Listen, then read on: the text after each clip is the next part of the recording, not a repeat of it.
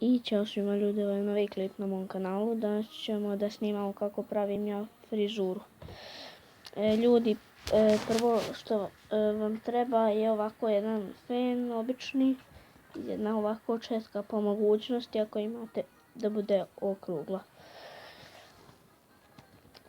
Sada ja sam upravo kosu malo onako bez veze sa fenom, sve samo da mi se raširi.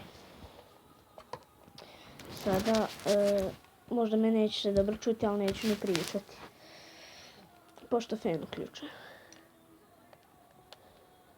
Ovako, prvo ćemo ovako kosu da uhvatimo, da ćemo da ovako feniramo, da će ovako sve da mi dođe na stranu.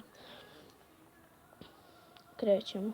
Nećete me najbolje čuti jer uključujem fen, ali nema veze. Na kraju ću sve da kažem.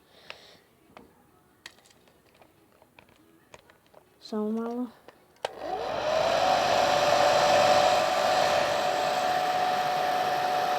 Ovako okrećete.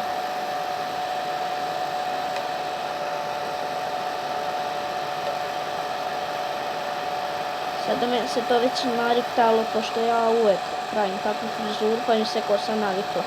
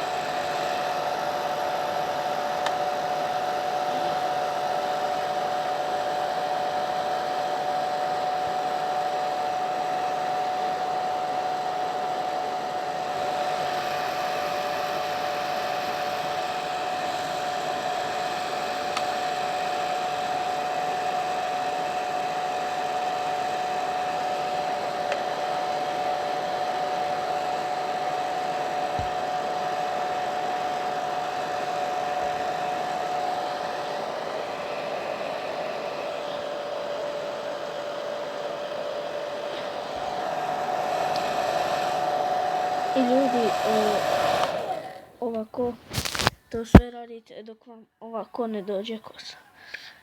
Ovako. Ali vi možete i malo više da vam bude, ali meni je ovako bolje.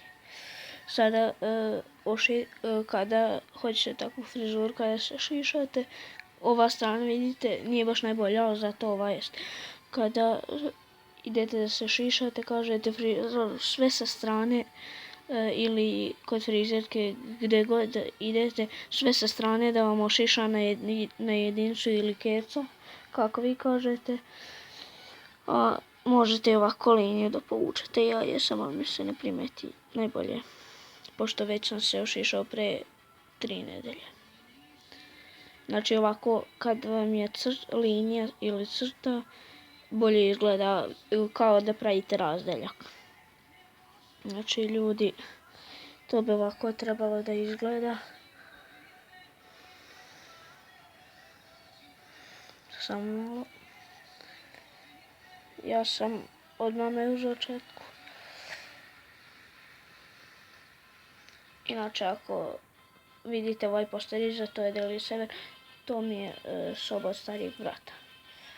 On navijaže žeždu, pa to sve crta ovako samo od papira.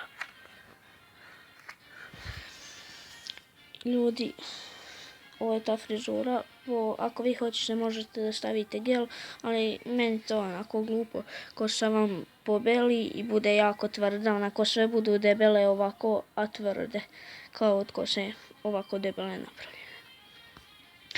I ljudi, to je to što se tiče ovog klipa, vidimo se u sljedećem.